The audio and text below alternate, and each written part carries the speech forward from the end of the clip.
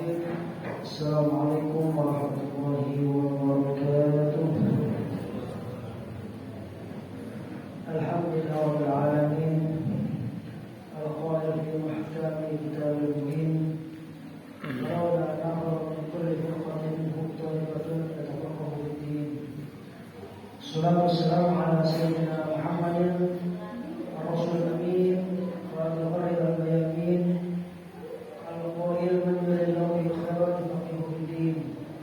وعلى آله الطاهرين وأصحابه الذين عملوا على نشر هذا الدين بالحجة والإرواء المبين. اللهم علمنا ما ينفعنا وانفعنا ما علمتنا وزدنا علما وعملا متقبلا. أما بعد، حضرة المحترمين، sama-sama kita muliakan Allah wa termasuk kepada Allah Subhanahu wa taala. Alhamdulillah, syukurillah, segala puja dan syukur dari Allah, segala nikmat karunia, taufik dan hidayahnya, sehingga kita masih diberikan Allah kekuatan, umur yang panjang, dan juga istiqomahan dalam ibadah. Mudah-mudahan rangkaian ibadah yang kita laksanakan diterima oleh Allah Subhanahu wa taala. Salam yang kita disampaikan kepada Rasulullah Nabi Muhammad SAW. Mudah-mudahan kita semua senantiasa melakukan syafaatul uzma di hari kemudian. Amin ya rabbal alamin. Bapak Ibu jamaah salat dengan Allah Subhanahu wa taala, pembahasan kita masih sekitar tentang puasa. Nah, ini kita membahas tentang adab shaum wa tata cara puasa, adabnya dan hal-hal yang dimakruhkan dalam berpuasa. Dalam berpuasa itu diharuskan atau dianjurkan, ya. Yang pertama, ta'jilul fitr, menyegerakan berbuka. Jadi menyegerakan berbuka itu sangat dianjurkan sekali. Jangan dilama-lamain, ya. Jadi kita dianjurkan oleh Nabi untuk segera berbuka puasa ketika sudah azan tiba atau ketika waktunya sudah tiba. Ya. Seperti kita jelaskan kemarin, kalau kita melihat cuaca, ya, ketika cuaca lagi cerah, biasanya ada mega berwarna merah itu di sebelah barat, tandanya matahari sudah mulai tenggelam. Itu waktu maghrib sudah tiba atau mendengar suara azan. Dari Nabi tentang ini adalah sebuah hadis riwayat Imam Bukhari dan Muslim, diriwayatkan oleh Sahl bin Sa'ad radhiyallahu anhu, Rasulullah SAW qala, "La yazalu an-nas bi khair ma'ajjalu al-fitr." Tidaklah sekali-kali manusia itu dalam keadaan baik kecuali dia menyegerakan berbuka puasa.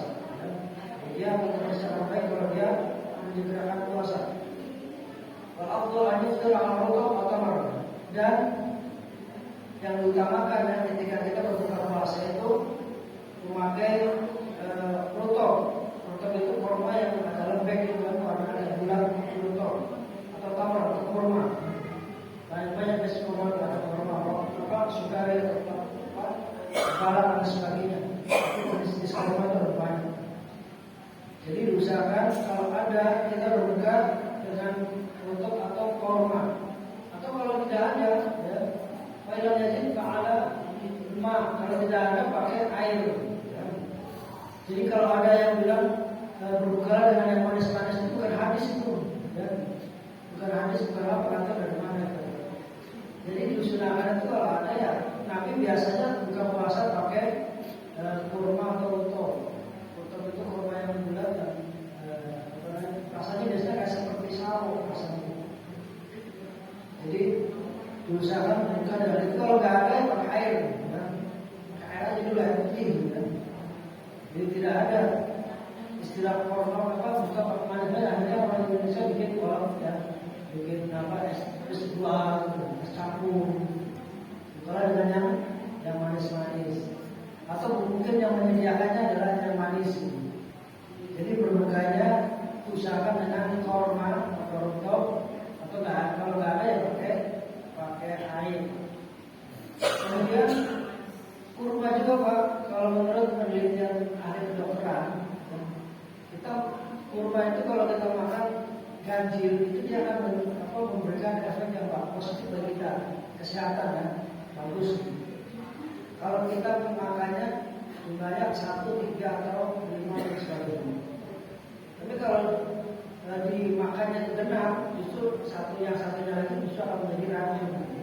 Itu menurut penelitian dari kedokteran. Jadi dimakannya itu dalam keadaan ganjil, bukan hanya sunnah Nabi ya. Segala sesuatu kalau Nabi lakukan itu pasti ada efek positifnya dan manfaat dan bagusnya. Jadi sekali lagi berbukalah dengan kurma kalau ada, kalau tidak ada pakai air ya. Dan menyegerakan berbuka. Jadi kalau bisa ya sebelum kita melakukan apa-apa, sebelum sholat, sebelum apa, kita berbuka dulu. Hadis lain mengatakan dari Imam Tirmidzi wa Abu Dawud, Nabi sallallahu alaihi wasallam kana yuftir qabla an yusalli. Jadi Nabi berbuka puasa sebelum melaksanakan sholat. Memakai dengan ala rutubat. Beliau makan beberapa butir kurma atau rotok sebelum beliau melaksanakan sholat. Kalau yakun faal tamar, atau kalau tidak ada rotoknya pakai kurma. Kalau yakun hasan aswad dan ma. Kalau tidak ada keduanya ya paling tidak seteguk atau 2 teguk atau 3 teguk pakai air ya. Air putih, bainahu wa huru. Dan sungai itu adalah hal yang suci. Jadi sebelum kita melakukan apa-apa ya, usahakan kita batalkan dulu puasa kita. Makan dulu atau makan kurma atau minum air putih seteguk 2 teguk. Jadi disunahkan seperti itu. Kalau melakukan sesuatu sebelum kita berbuka puasa. Yang kedua adalah sahur ya. Tadi ada puasa itu dianjurkan untuk menyegerakan berbuka. Terus yang kedua adalah sahur ya. Sahur itu ya dianjurkan walaupun kita dalam keadaan kenyang atau malas makan. Biasanya kan kalau orang mau tidur itu langsung makan tuh berkurang, nggak ada ya. Karena malas tak makan itu. Padahal itu as-sahur yuftahul sin wa yuqalu sahur. Sahur adalah dengan membacanya dengan mematahkan sin huruf sin as-sahur, yaitu baik huruf sahur dimakan seperti malam ya, di pertengahan malam. Wa itu sin as-sahur atau suhur. Al-aql wa dalil istihbabi marwan. Jadi sahur itu disunahkan ya. Kita paksakan karena itu adalah sunnah Nabi. Imam Bukhari meriwayatkan dalam sebuah hadis dari Imam Muslim, Nabi sallallahu alaihi wasallam qala tasahharu fa inna sahur barakah. Sahurlah kalian karena dalam sahur itu ada keberkahan di sana. Keberkahan rezeki di sana. Jadi kalau kita ingin rezeki kita yang berkah ya Bu, rezeki berkah itu ya tidak pernah habis gitu. Walaupun jumlahnya tidak banyak tapi dilalanya selalu cukup. Jadi ketika kita ingin mendapatkan rezeki itu kita ingin rezeki yang berkah daripada yang banyak. Banyak itu belum tentu bisa mencukupi kebutuhan kita. Tapi kalau berkah itu pasti cukup gitu. Walaupun jumlahnya tidak banyak tapi bisa mencukupi kebutuhan. Asal tidak memikirkan yang aneh-aneh, yang gangga, gaya hidup. Yang membuat kita tidak cukup adalah kita ingin memenuhi gaya hidup kita. Kalau orang ini hanya memikirkan makan dan minum, itu pasti akan cukup. Gitu. Jangan pernah berpikir bahwa kita harus jadi itu. Orang itu ada miskin oleh karena dia terlalu ambisi dengan gaya hidupnya. Tapi kalau hanya sekedar memikirkan makan dan minum, pasti insya Allah akan tercukupi. Jadi yang namanya berkah itu lebih kepada mensetting otak dan pikiran kita untuk tidak berpikir atas angka, tidak berpikir kepada hal-hal yang sebetulnya tidak perlu dibeli, tidak perlu dimiliki. Jadi kalau kata ahli ekonomi, orang yang mindsetnya atau orang yang punya pola pikir orang kaya, pemikiran kaya, mereka kadang hanya mementingkan hanya membeli sesuatu yang dia butuhkan, bukan yang diinginkan. Yang dia butuhkan bukan yang dia inginkan. Kebutuhan dan keinginan beda. Kalau kebutuhan itu berbeda ujian, kita harus ada. Kalau nggak ada, ya kita akan punya masalah. Tapi kalau keinginan, pengen punya mobil banyak, udah pengen punya rumah besar, pengen punya istri banyak, itu keinginan. Jadi kalau kita belum punya istri, istrinya satu, itu kebutuhan. Itu kebutuhan. Kalau pengen istri 2, 3 itu keinginan, itu beda. Dan kebanyakan orang kita zaman sekarang ini kebutuhan itu kayak makan itu kebutuhan, apa keinginan. Yang pengen makannya di restoran mewah, itu keinginan. Kayaknya kita tuh kalau kita makan di restoran bintang 5, kalau kita buka puasanya di restoran ini enak. Atau kan kayak gitu. Makanan itu kalau sudah lewat dari tenggorokan itu sama saja rasanya. Yang membedakan adalah yang lebih pasti lidahnya saja. Jadi sekali lagi tasahur, baina sahur, kalau makan. Makan makanan sahur, karena di dalam sahur itu ada keberkahan rezeki. Dan insya Allah kita kalau sudah diberikan keberkahan rezeki kita, segala apa yang kita butuhkan, segala apa yang kita harapkan itu bisa tercapai sesuai dengan kebutuhan kita, dengan keinginan kita. Kalau keinginan manusia itu tidak ada batasnya, sampai dia dicicilin tanah baru dia tidak berkeinginan lagi. Manusia itu selalu punya keinginan yang banyak. Walaupun istiqamah sahur tanpa alasan. Jadi hikmah daripada kita sahur adalah kita nanti bertakwa kepada Allah dengan menjalankan segala perintahnya. Hadis lain diriwayatkan oleh Hakim dari Ustaz Rabi, ada Rasulullah atas ta'am sahur ala syam nahar.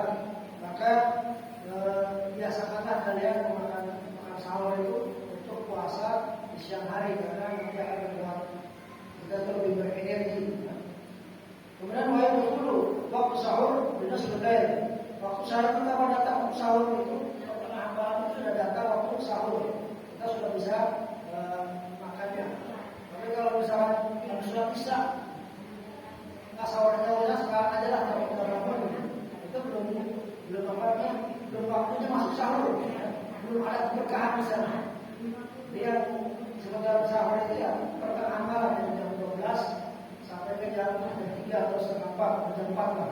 Itu waktu sahur ya. Jadi waktu sahur kita semua.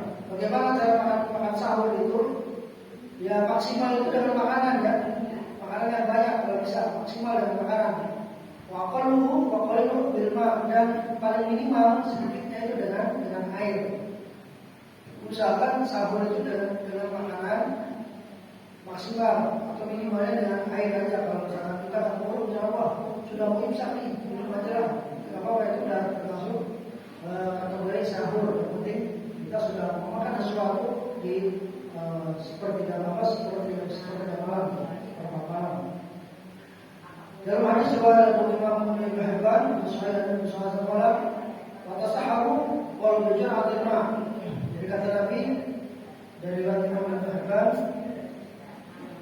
bersahurlah dan makanlah sahur walaupun hanya dengan segelas air atau setengah air.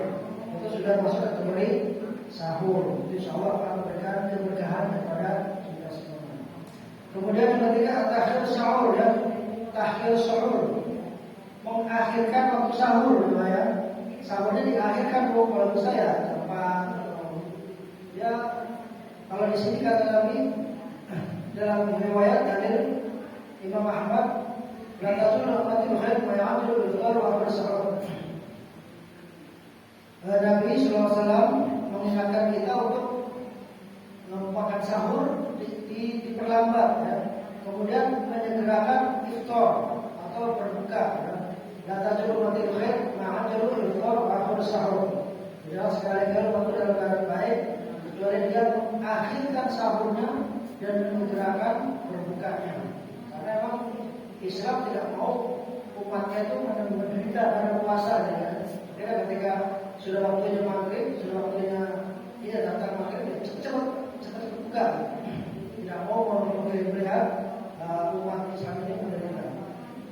Dalam hadis lain dari Anas bin Malik radhiyallahu anhu, Rasulullah SAW bersabda, "Wazid bin Thabit tasahhur."